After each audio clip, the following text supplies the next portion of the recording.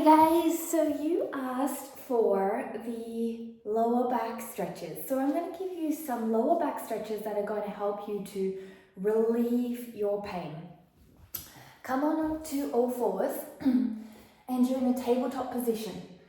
We're going to work between dropping our stomach, pulling our shoulders back by pulling our arms and pulling our bottom up towards our head towards the bottom. And then we're going to exhale, we're going to pull our scapula apart, pull our belly button into the spine, pull our head towards our pelvis bone. Inhale, so this is cat-cow. Exhale.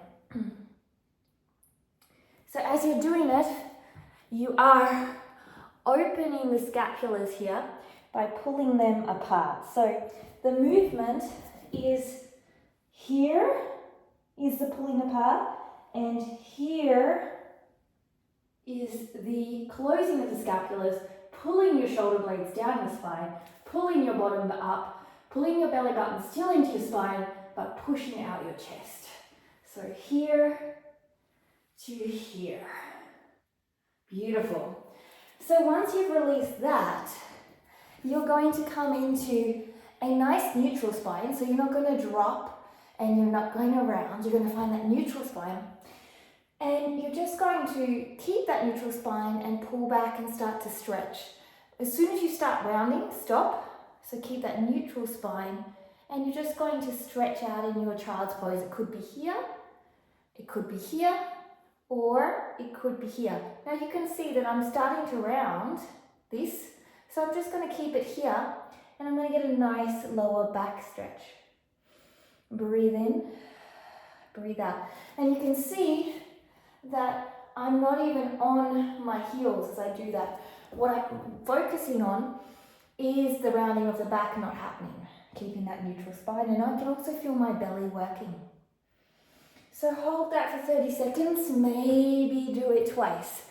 Now we're going to come into a hip flexor stretch because tight hip flexors can cause very tight into the lower back. So you're going to come, if you need something for your knee, take something underneath it. You're going to come onto this position, okay? So this position means that you are going to tuck your pelvis, pull your rib cage in and round down. And you're going to squeeze your lower bottom and then push forward, okay? And this is going to be the hip flexor stretch. You can feel it all the way up here. So if I show you on the other leg, each position hold for 30 seconds. I'm going to pull my pelvis bone in, tuck my bottom, pull my ribs back, open those shoulder blades again that we've been practicing, and then push forward. Now the two compensations for this is opening to the side or dumping into the lower back. Neither of those are going to be successful for getting a nice stretch in the hip flexors. Okay? Breathe in here. Now we're going to come down and stretch the piriformis. Okay, so you're going to lie on down. And from here, you're going to bring this across your body. Now you can do that by doing this like this. Flex your feet to protect your knees.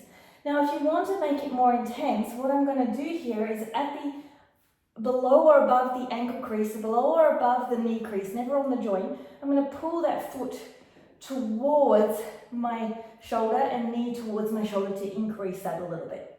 That's if you want more intensity. If you want less intensity, then just push that knee out or just keep it here. You could also do this sitting as well on a chair. And then we're going to swap sides. So we also have to stretch out the back as well. We don't want to just alone be stretching the front body. We want to stretch the back and front body for lower back issues, okay? So here I'm stretching the piriformis and the glute area. Again, holding for around 30 seconds. And finally, we're going to do a nerve floss. So you're going to grab the knee and pull it as close as you are comfortable with keeping your tailbone on the ground. And you're going to point here, and then you're going to flex down. So imagine you're putting your foot gas to the pedal, and then you're cruising down the hill, taking the foot off. So once you feel the stretch, you don't even have to have your leg fully straight, then you flex back. So you're pointing and flexing when we're nerve flossing here. This also helps immensely with sciatica. Do it on both sides.